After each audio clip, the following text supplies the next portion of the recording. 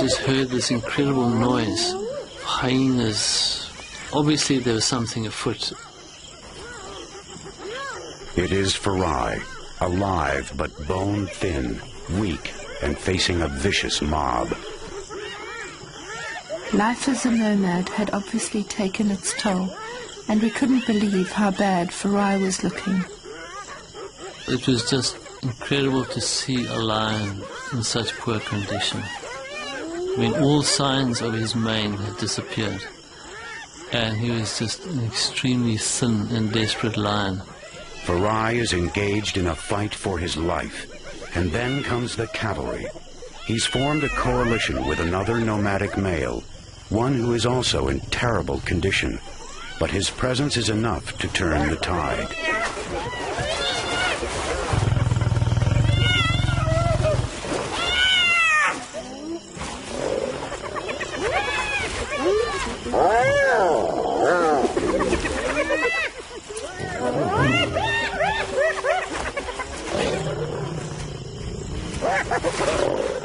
After a brief but desperate battle, the lions drive off the hyenas, and then exact a grisly revenge.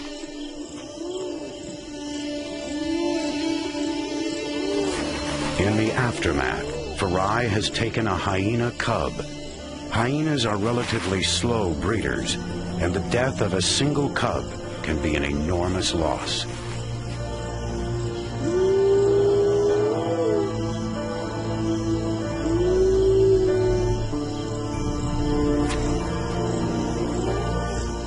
Farai seems almost too weak and exhausted to eat the cub. It's most unusual for a lion to eat a hyena, but Farai was obviously really desperate and starving. Still, the Richardsons hold out some hope for the young lion. Given the fact that he'd survived through most of the dry season, and he had formed a coalition with another male, he'd obviously hung in this long. And we just hoped that he'd manage to hang in a bit longer.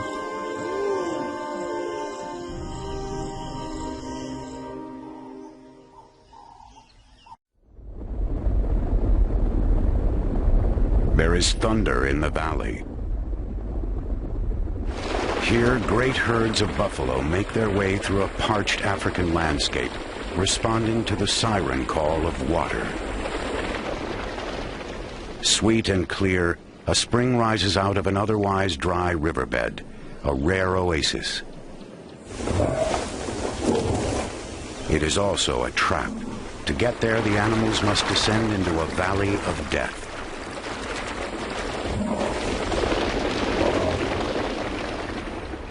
Filmmakers Lynn and Phil Richardson have come to this unique place in the hopes of capturing the secret life of the magnificent predators who prey upon these herds. We went on an expedition in the Zambezi Valley, and during this trip we found this spring, which we realized would be perfect for lions.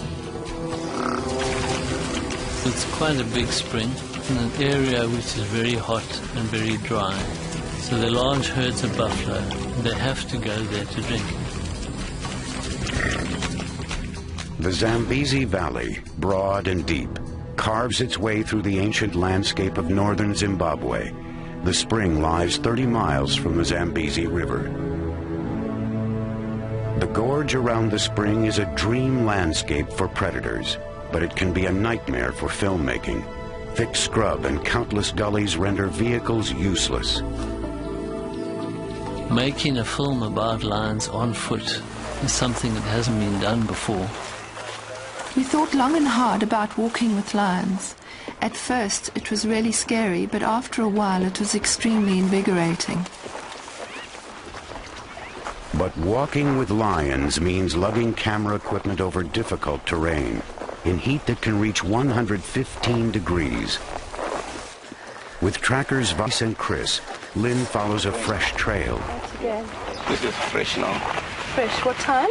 Yeah, this is 6 o'clock. Okay, this is the one we must stay on now, Vice. Okay, let's follow this one.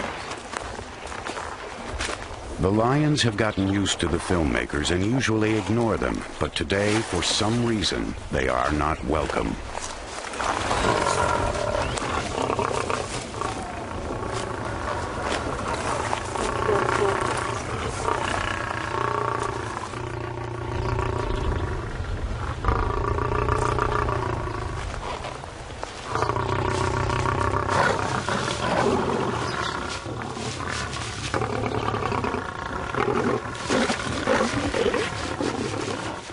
When a lion charges you, it's the most terrifying feeling, as if your heart has dropped out of your body.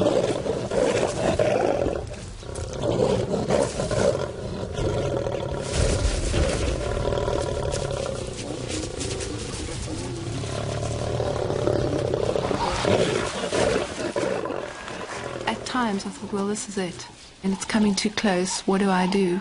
But thank goodness our trackers taught us not to move. And that was our saving grace.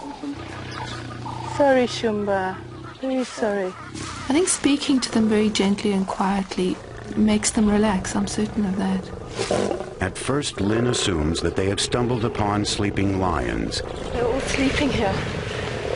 That's a pity. We disturbed him. Now he's coming back. It's great. Okay, Shumba. But then the reason for the lion's aggression becomes clear. Weiss is the first to realize what's wrong. There's more one. That's why they are so. That's why they're so nervous, because they've got cubs in there. Yes. Right. It's their first glimpse of a cub they'll call Shumba, a cub who will become an important part of their lives over the next 4 years.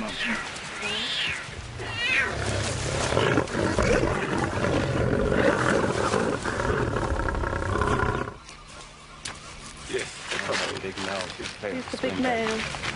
The lions seem to be headed for the spring. Phil, come in. Okay, Phil, we are between Elbow and Fig Tree. Lynn radios kilometers Phil away. so that he can get there before them and into his hide. The cub belongs to a lioness dubbed Mrs. Hunter. Phil hurries to get into position. A zoologist as well as a filmmaker, he is eager to get a glimpse of the newest member of the pride. He and Lynn have set up permanent hides at the best vantage points for observing the spring and the entrances to the gorge. Shooting from the hides has allowed the Richardsons to get to know each of the pride members as individuals. Kavingo, the dominant pride male, is the first to arrive. 9 adult and subadult females follow.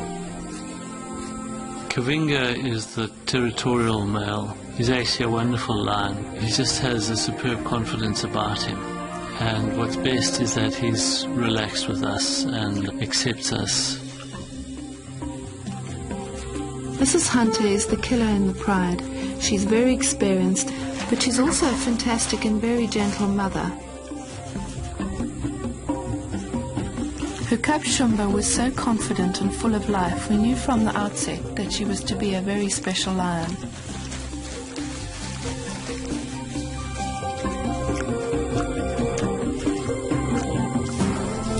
And then there's Farai, Shumba's 6-month-old cousin and the comedian of the pride.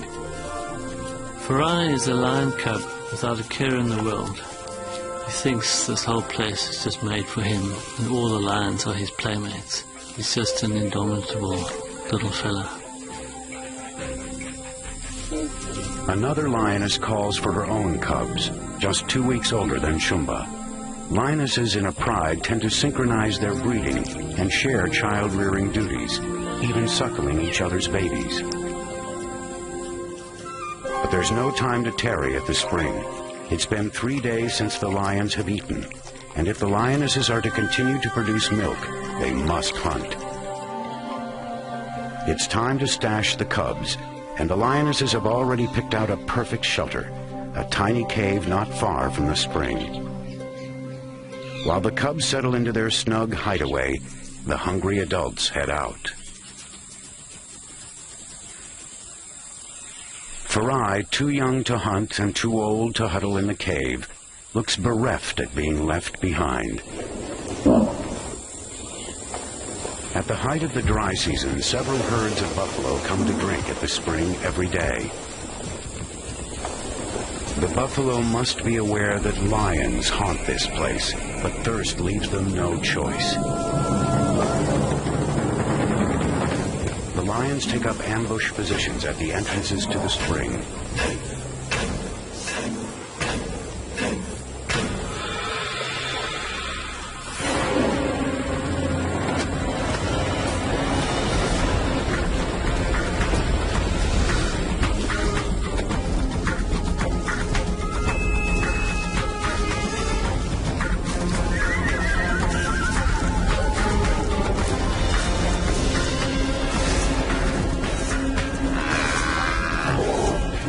Mrs. Hunter, Shumba's mother, shows exactly how she earned her name.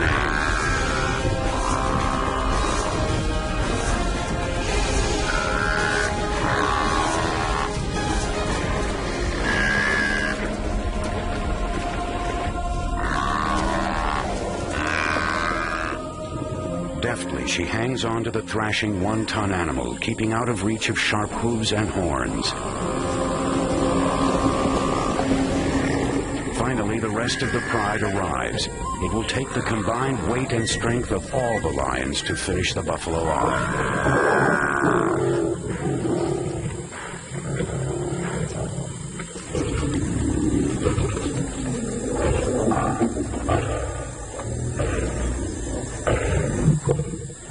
Within minutes, the scavengers have settled in to observe the kill, as have the filmmakers. They don't make a kill every day, and so when they do eat, they make the most of it. And they really gorge themselves and can eat 40 pounds of meat at a sitting. Spotted hyenas join the vultures waiting for a place at the banquet. The lions are so full that their attempts to drive off the hyenas, their ancient enemies, are half-hearted at best.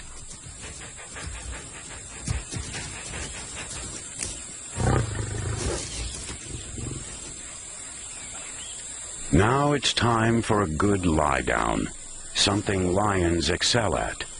They'll spend up to 20 hours a day resting, conserving their energy.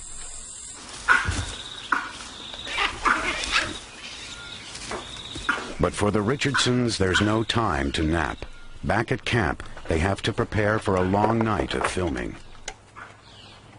Okay, you got the lipstick?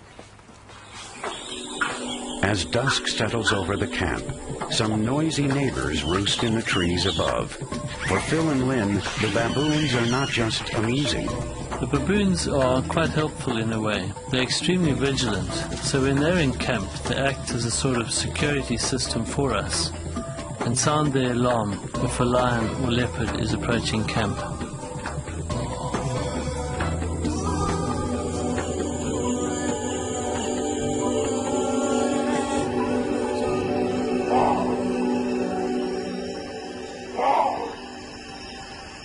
At nightfall, Phil and Lynn head for their hides. It took us a while to get used to walking in the bush at night. It's pitch black, full of sounds of animals, and you never know what is around you. Near the hide, Phil directs infrared lights toward the spring. We can't use regular lights or the lions will leave, so we use infrared light, which the lions can't see, but neither can we. So we're blind except for what's visible through our infrared camera. When you switch on the lights, there's absolutely no change in the animal behavior at all. To keep your wits about you, because all you can see is what you see in your monitor.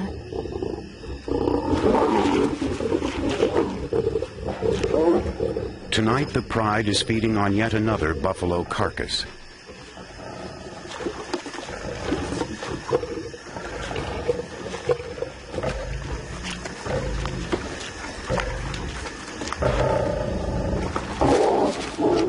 The meal is an uneasy affair, with as much snarling as eating going on, and their dinner is about to be interrupted.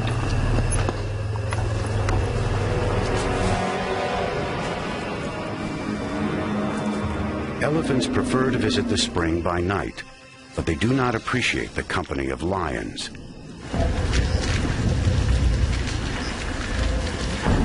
Protective cows crowd around their babies. The giant adults have little to fear from lions, but the big cats are the main predators of young elephant calves, and an ancient antagonism exists between the two species.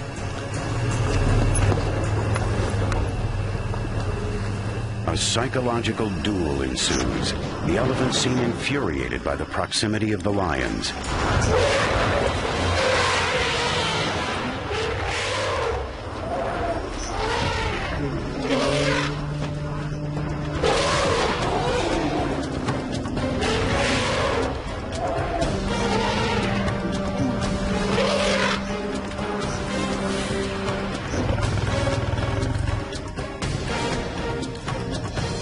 Finally, the lions retreat. The elephants appear to treat the buffalo carcass with a mixture of curiosity and fear.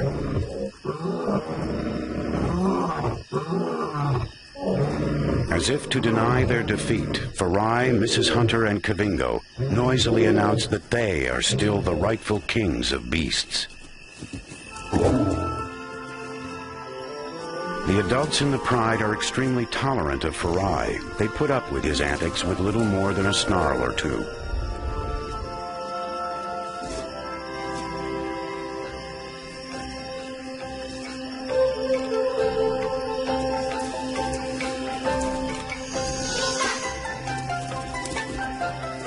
Now the ravenous cubs appear and suckle furiously.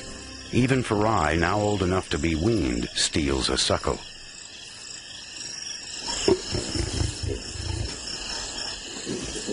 Eventually, the females decide that enough is enough.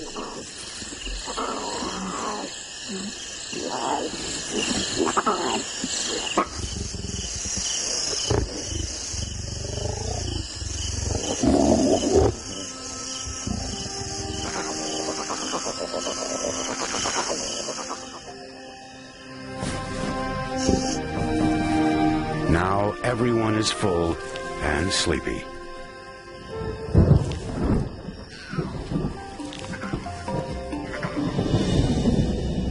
But the rumble of thunder interrupts the lion's reverie. This calm, balmy night is about to take a violent turn. Humidity blown in from the north heralds the end of the long, hot, dry season.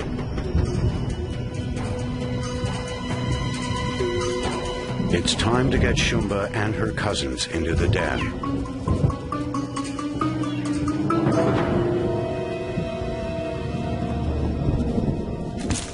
The filmmakers, too, head for cover, hoping that they won't blunder into elephants or lions in the rumbling darkness.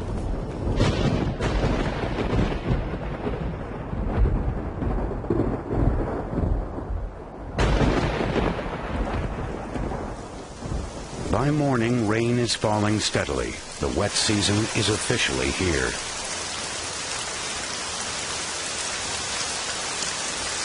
This is good news for the wild things in the area, but not for the film crew. With water available everywhere, the great herds will no longer need to come to the spring, and the lions will head out after them. Filming will have to be suspended.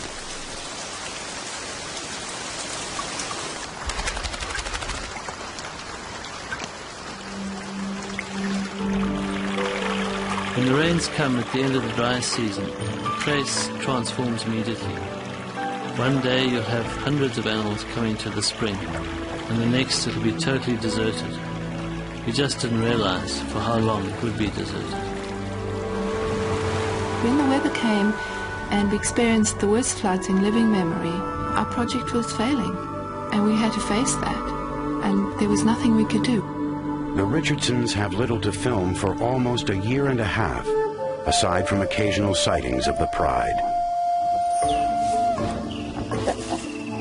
Having hung in, we managed to see the pride from time to time. We caught glimpses of Farai and Shumba, and they all seemed to be flourishing.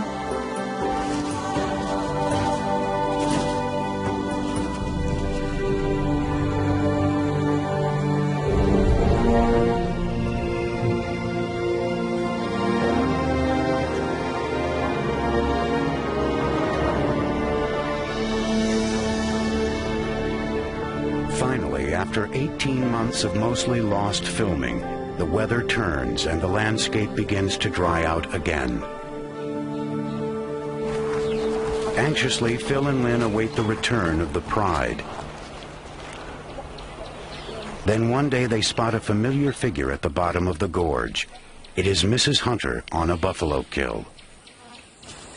After so much time, the filmmakers have no idea if the lions will remember them or if they'll be starting from scratch.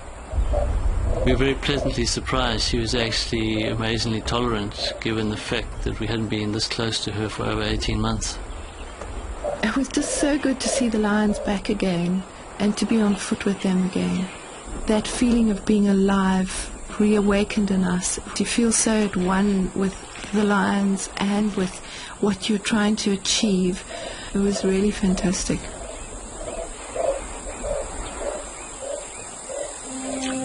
The filmmakers are delighted to see another lioness approach the kill.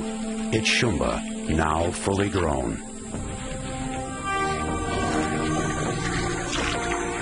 But the lions have already gorged and abandoned the carcass after a few more mouthfuls. Instantly, the vultures seize the opening.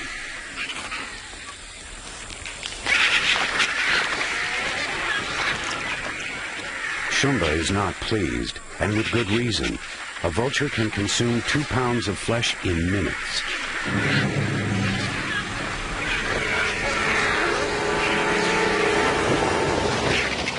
She rushes the scavengers, only to be frightened off by the flap of wings. Kavingo, the male, is beginning to show his age. He was still a big, powerful lion, but you could see that age was creeping up on him. So we were worried that his time as Lord of the Spring must be up. And there is trouble in the air.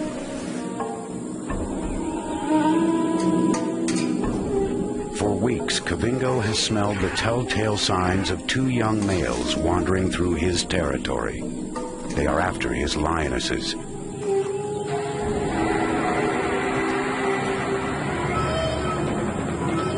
And today the nomads have decided to stake their claim.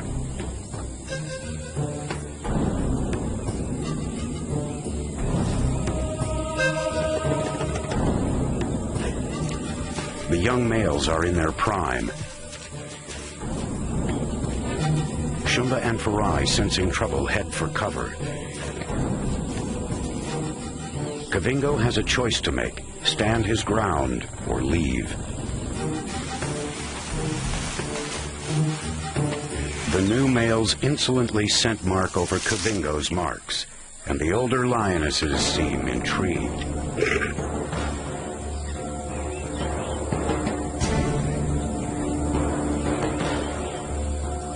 Like most young males, these 2 were expelled from their birth prides at about Farai's age, and have wandered after the herds ever since. But now they have their eyes on Kavingo's lionesses and his bountiful place at the spring. Kavingo, outnumbered, is still reluctant to give up his territory. But one of the new males takes the offensive.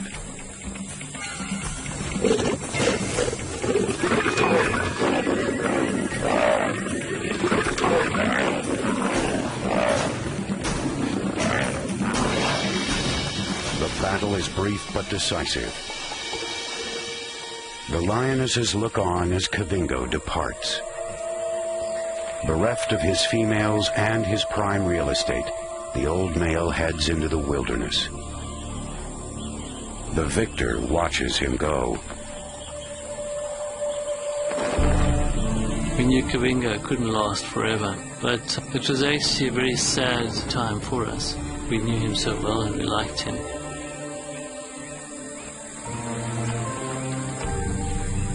I was really sad to see Kavingo go, not only because we knew we'd never see him again, but because we got so attached to him. He was a very composed lion and very patient with his cubs. It was really sad to see him leave.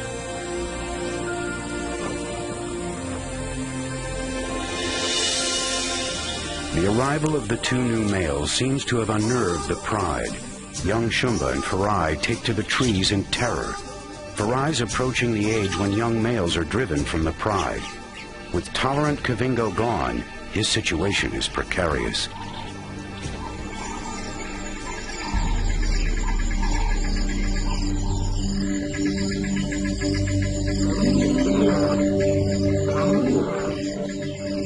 The filmmakers are unnerved as well. These lions came from nowhere. We'd never seen them before. They'd probably not laid their eyes on humans before. They kept running away when we went close to them. Hoping the lions will come to them, Phil and Lynn set up in a hide near the pride's favorite place to drink. They don't have to wait long. It's the larger of the new males, loudly roaring his claim to this territory.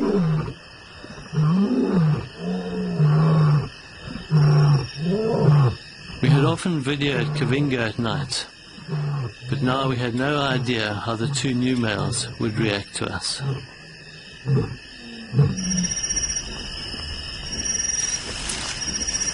The adult lionesses seem to have accepted their new leader.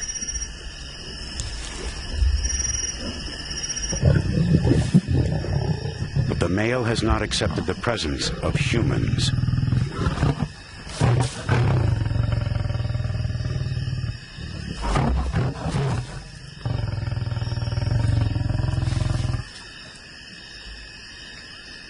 They're huge, powerful animals, and those growls and roars just rattle through your body. It's really scary at night.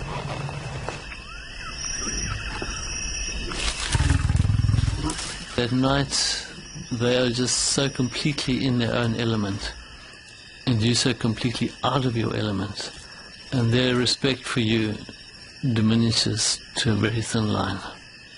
When the lions disappear from the monitor, Phil scans the landscape, worried the cats might be stalking them from behind. He resorts to a searchlight. To his relief, he sees the lions heading off into the night.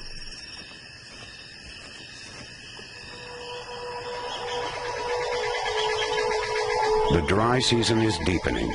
Gradually, the last water in the riverbed evaporates, leaving the spring as the only surface water for miles around. Life becomes ever more desperate for the wildlife. A few miles from the spring, elephants gather in the withering heat, which now soars over 100 degrees. The riverbed looks dry, but the elephants are about to transform it. There are a few places where water level underground seems to rise up, and they dig wells to get down to the water.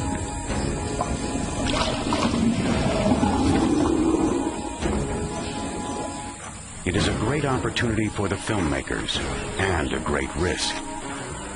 It's a lot more dangerous than working with lions on foot, because the mothers are so protective over their babies. Using their enormous bulk and strength, the elephants dig down to the water level to create mud wallows. The mud cools them and protects their hides from parasites. For the youngsters, wallowing is just plain fun. Baboons are happy to help themselves to the fruits of the elephants' labors. It's dangerous for baboon babies to wander. New males in the troop might kill them. Fortunately, these babies come equipped with restraining devices.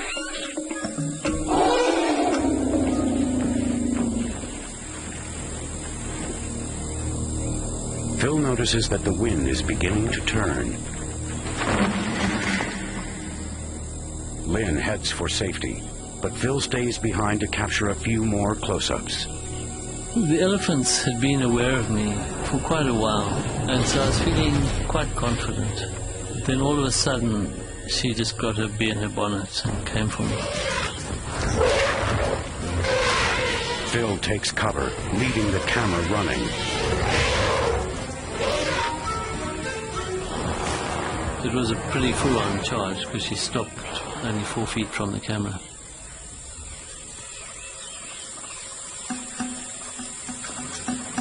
When a lion charges you, there's no question. You have to stand your ground. On the other hand, if an elephant is charging you, you definitely have to clear out of there.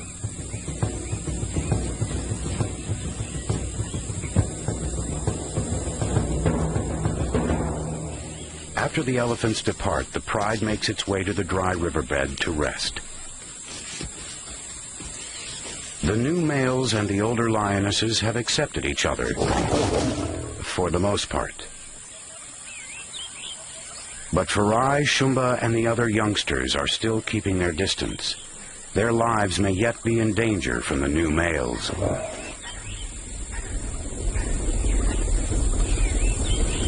Shumba is the first to hear intriguing sounds from above the gorge.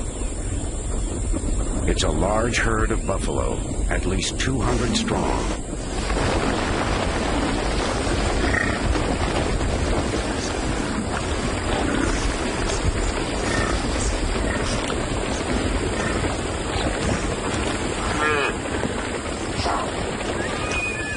The sheer size and numbers of the herd take the young lions by surprise.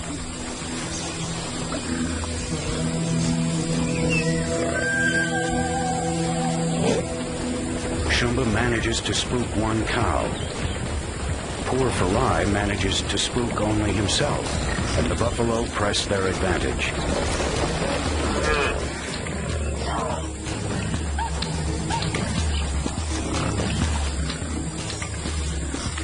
Buffalo are strange. Sometimes they run, sometimes they charge. The buffalo probably saw these lions were particularly lacking in confidence and took the opportunity to chase them around. Probably made the buffalo feel good.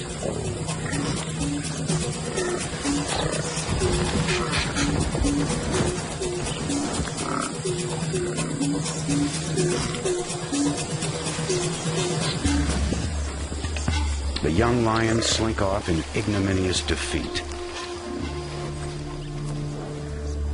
One of the new males is watching Farai closely. He's not likely to tolerate the young male much longer. Shumba seems oblivious to her cousin's predicament and sticks by him constantly.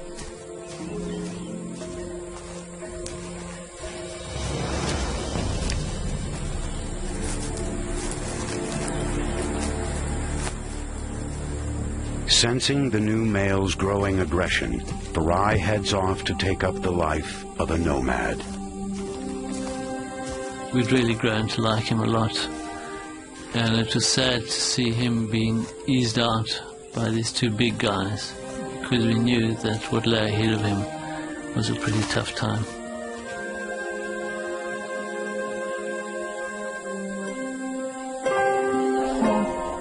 Shumba calls after him in vain.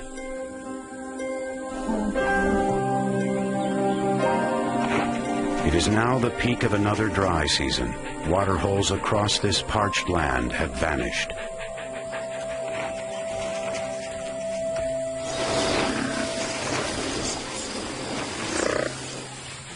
Some grazers are starving, and some have not made it.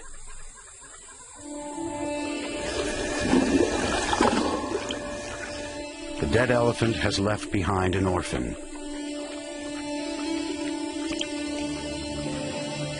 Just a year old, it cannot yet fend for itself, and it's vulnerable to predators.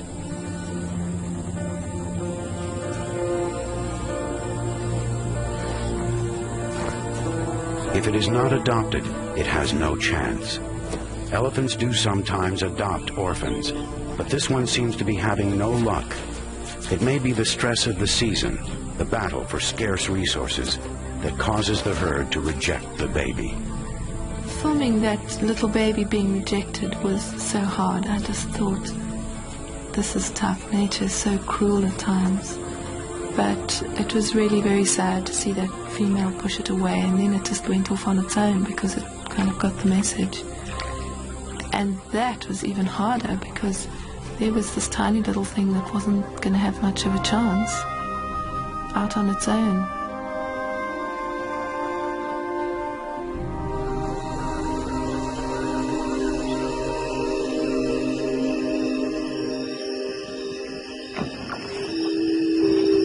night, the infrared light illuminates a group of elephants who have come to the spring and appear to be acting strangely.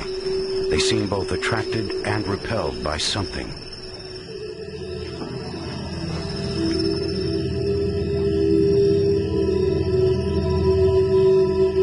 After searching through their monitors, the Richardsons discover the cause.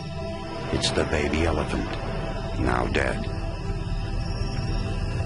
After having followed the baby Ellie for days and nights, we were amazed to see the other elephants pay their respects. It was very touching. It's difficult to know why they do it. Maybe it's just curiosity. Maybe there is some sort of feeling of loss within the elephants that they feel one of their number has gone.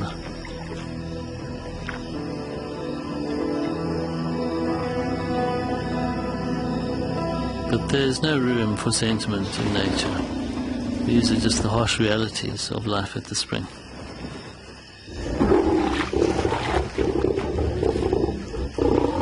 Before long, the lion pride has descended on the remains of the baby elephant.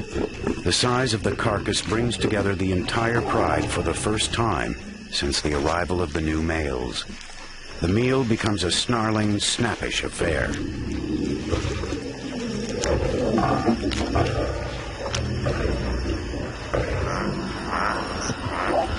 More elephants arrive and apparently object to the lions feeding on the baby elephant.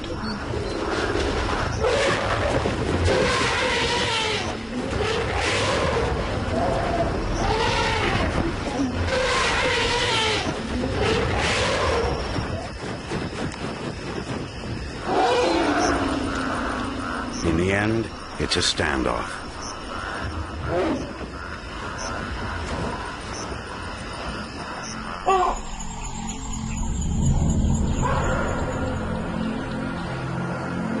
Another scorching morning dawns. The baboon sentries take up their lookout posts in the trees as hundreds of impala descend into the gorge.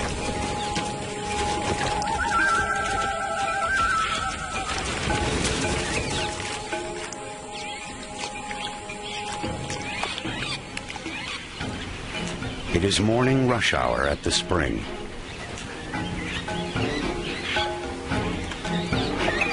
In anticipation of a hunt, Lynn has taken up a position in a hide.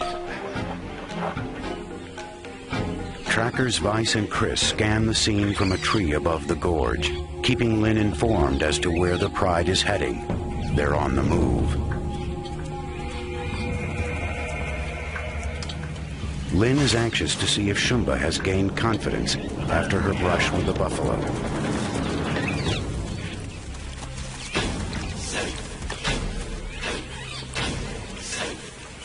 Everything was perfect. The gorge was filled with impala desperate to drink. Shumba was moving into a perfect position, and the rest of the pride had closed off all the entrances to the spring. I watched intensely and felt really excited to see her so engaged.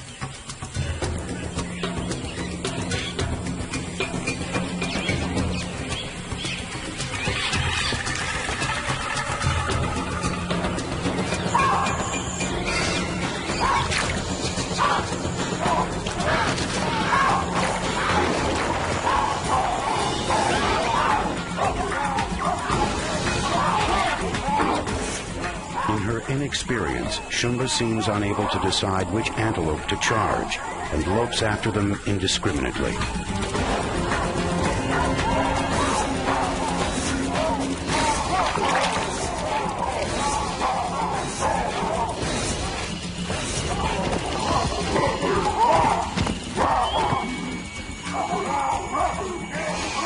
Then she spots a straggler.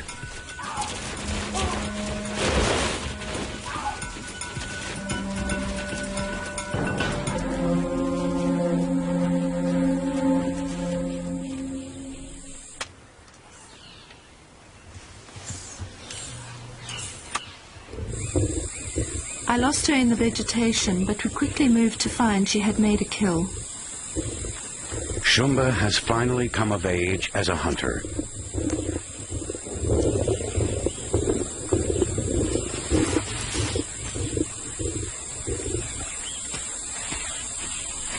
She has apparently come of age in another way. She no longer avoids the males. In fact, she seems quite taken by them.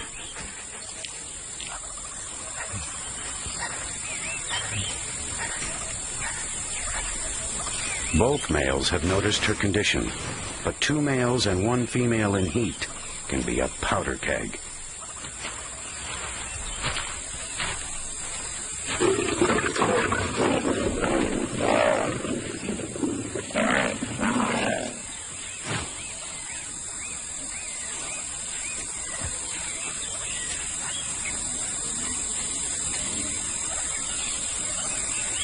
Having asserted his dominance over his companion, the darker-maned male will shadow Shumba closely, reveling in her chemical invitations.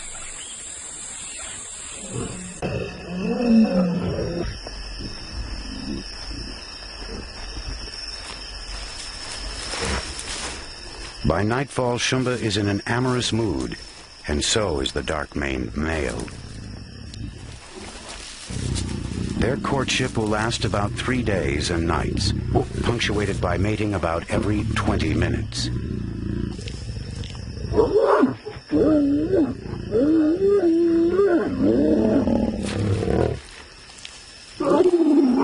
Afterward, the 2 roar in chorus. The other male responds, and his roars will not go unanswered.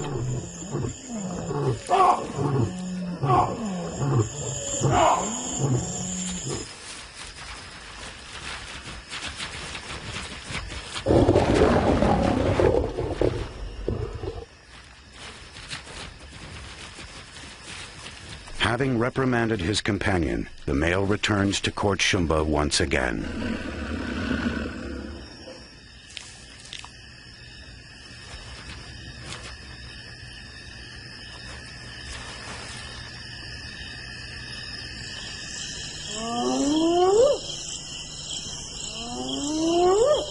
A few nights later, strange wails and laughter pierce the gathering dusk. I just heard this incredible noise. Hyenas. Obviously there was something afoot. It is Farai, alive but bone-thin, weak, and facing a vicious mob. Life as a nomad had obviously taken its toll, and we couldn't believe how bad Farai was looking. It was just incredible to see a lion in such poor condition. I mean, all signs of his mane had disappeared, and he was just an extremely thin and desperate lion. Farai is engaged in a fight for his life, and then comes the cavalry. He's formed a coalition with another nomadic male, one who is also in terrible condition, but his presence is enough to turn the tide.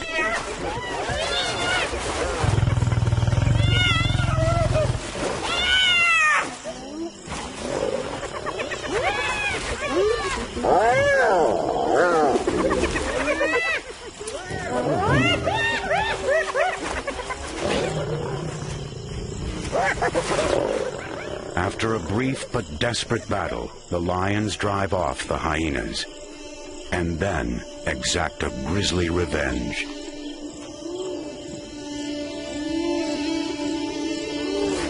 In the aftermath, Farai has taken a hyena cub. Hyenas are relatively slow breeders, and the death of a single cub can be an enormous loss.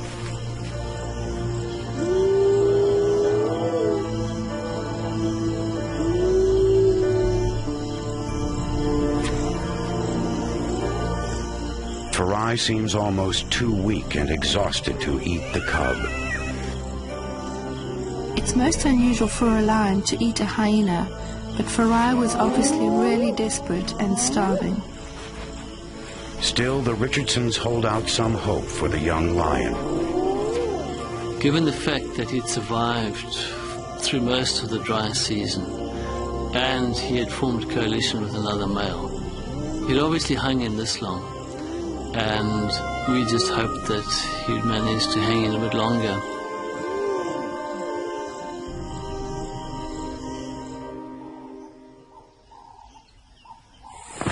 The next morning, Phil and trackers Chris Cross and Mike head out in the already soaring temperatures, strategizing where best to capture a hunt on film.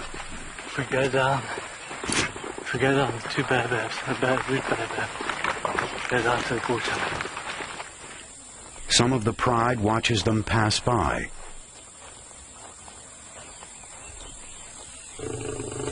A few yards further on, warning grumbles emanate from a thicket. It's the dark-maned male.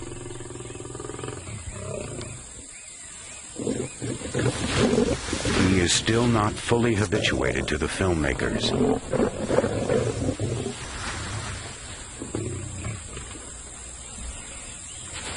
But soon the lions have lost interest in them. Something more pressing has their attention. Oh, there she is. Shumba is beginning to show her mother's intensity when it comes to stalking.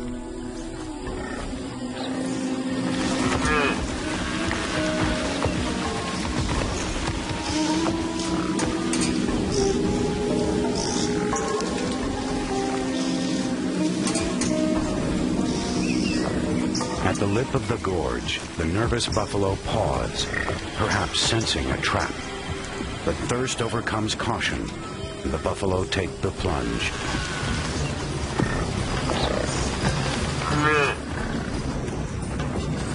Each step closer to the water takes them closer to the big cats.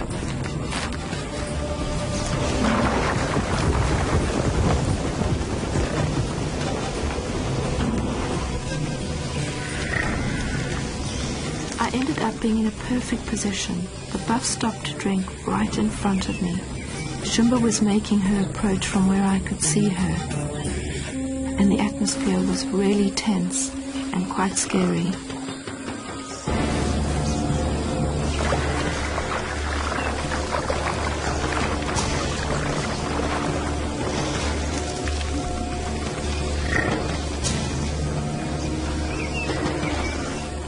Shumba begins her stalk.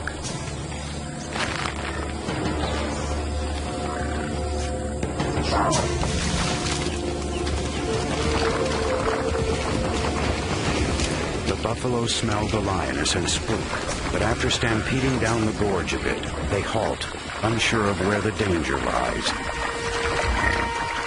This time, it appears Shumba will not be intimidated.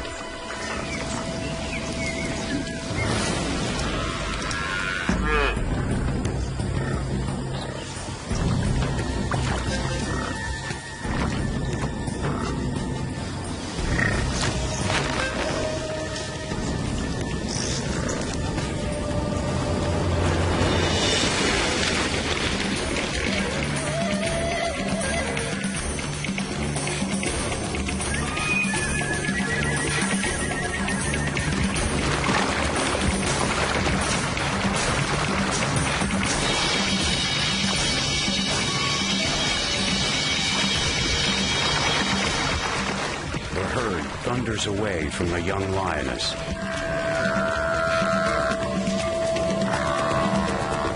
But for one buffalo, it's too late. Shumba and Mrs. Hunter have caught it. Once the buffalo has been caught and brought to a standstill, they seem to almost go into a state of stupor. Maybe this is brought about by the lions hamstringing them and biting the nerves at the base of the tail. He's sort of held in one position, but once he's on the ground, he's got no chance. It will take the pride 20 minutes to kill the enormous beast.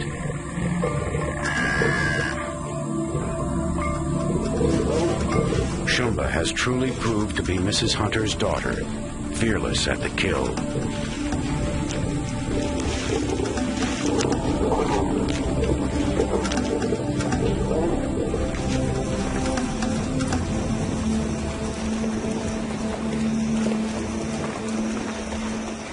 In the ensuing few weeks, it becomes clear that Shumba is up to something. The lions often used to lie up in the dry riverbed, but we noticed that Shumba was always there, and quite often on her own. So we suspected that she wasn't just lying up for comfort, but that something else was cooking.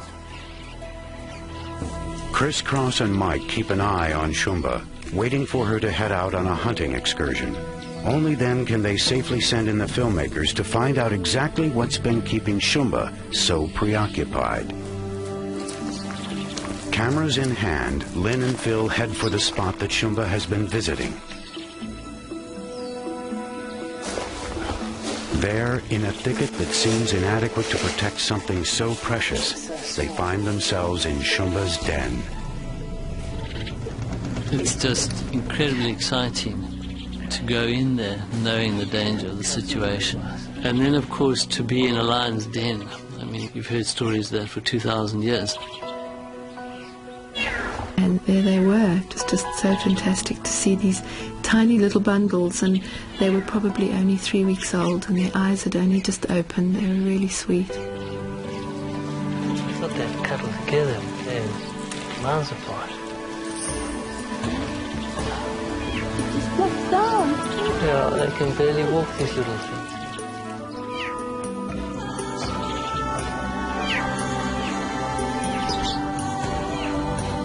Chris, confirm he's still with the lioness, over. Phil radios the trackers to find that time is short. Shumba is heading back to her den.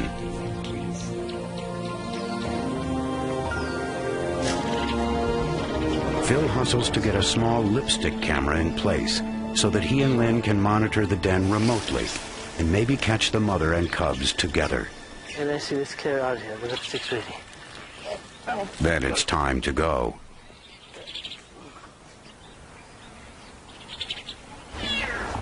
"50 yards downwind from the den, Phil keeps an eye on the cubs, awaiting Shumba's arrival.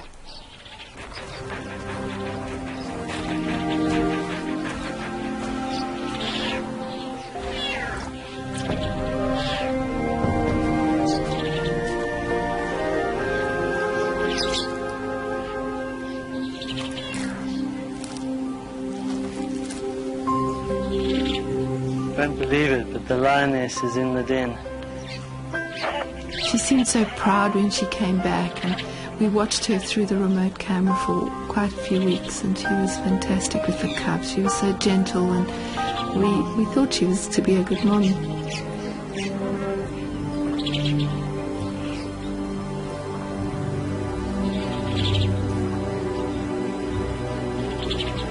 It's been the perfect ending to the Richardsons' time walking with lions. After 4 difficult years, they've captured the most intimate moments of an entire generation of lions on film. On the horizon, storm clouds have begun to gather. The rainy season cannot be far off. And soon the lions of the spring will depart, carrying with them the affections and hopes of the filmmakers who have come to know them so well.